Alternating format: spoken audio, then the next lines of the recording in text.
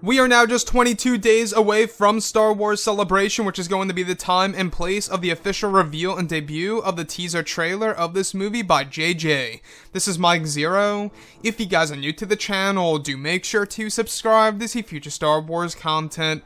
Now, by far, one thing about Episode 9 that a lot of people are really looking forward to seeing is, of course, exactly how J.J. Abrams is going to utilize the character of Kylo Ren in this story, and how he's really going to treat the character of Kylo at the very end of the film.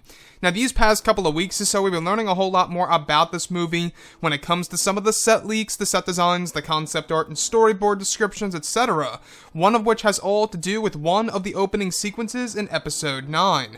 Specifically, descriptions consisting of what's described to be a flashback of Endor, showing the remains of Darth Vader's suit in broad daylight, where it's described that there are multiple figures in black cloaks standing around it and lifting it up on board of a ship.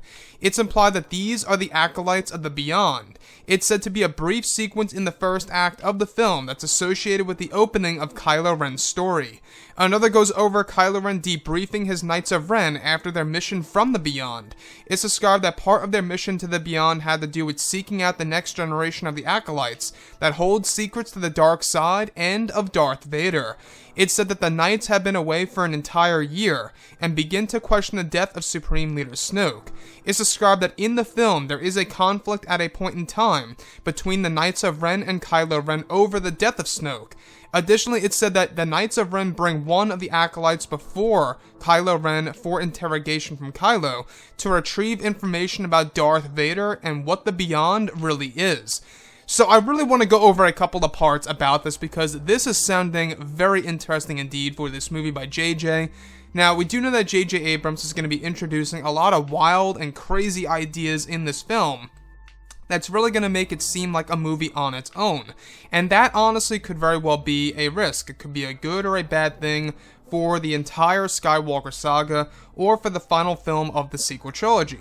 So first things first, I want to go over the opening shot, alright, of Kylo Ren's story. And this all has to do with a flashback to Endor, revealing the remains of Darth Vader's suit on the actual funeral pyre.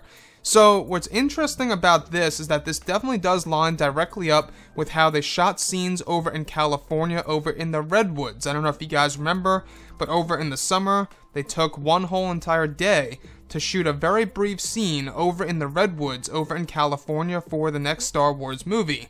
And that most likely is indeed the planet of Endor, because we do know that in, of course, Return of the Jedi, they shot over at the Redwoods. So, with this one in particular, this is showing us the acolytes of the Beyond. A total of, multiple figures in black cloaks surrounding the remains of Darth Vader's suit, lifting it up and boarding it on board of a ship, followed by sequences involving the Knights of Ren, getting debriefed by Kylo Ren about the Beyond, and of course new secrets of Darth Vader.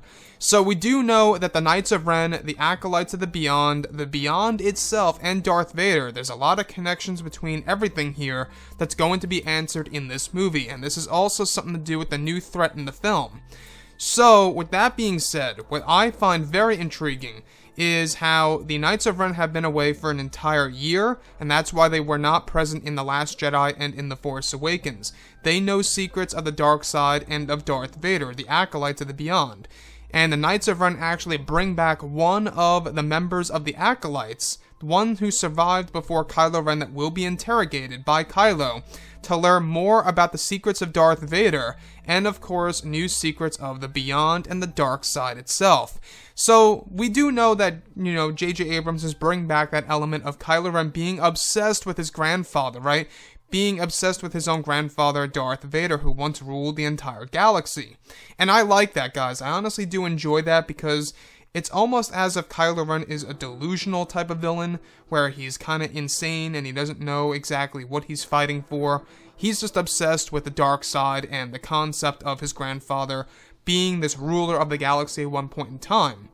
Now, we do know that at one point in time in this movie, alright, the Knights of Ren are going to have a conflict with Kylo Ren about the death of Supreme Leader Snoke. Now, this is where things begin to get very interesting, because we do know that the Knights of Ren have been away for quite some time now, and they were not aware about the death of Supreme Leader Snoke. So coming back to the actual Supreme Leader himself, the new one, being Kylo, they're now questioning about exactly what happened to Snoke, and it's going to create something, between the Knights and Kylo Ren.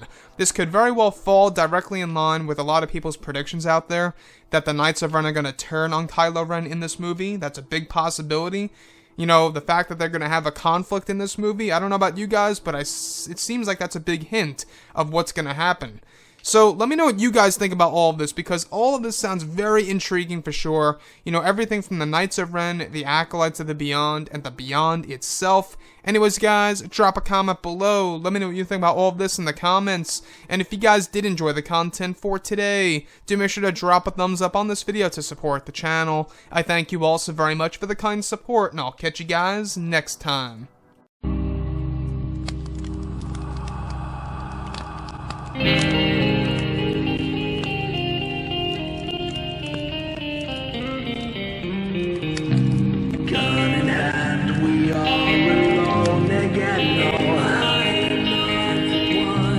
Night to moon, we hear them moans again.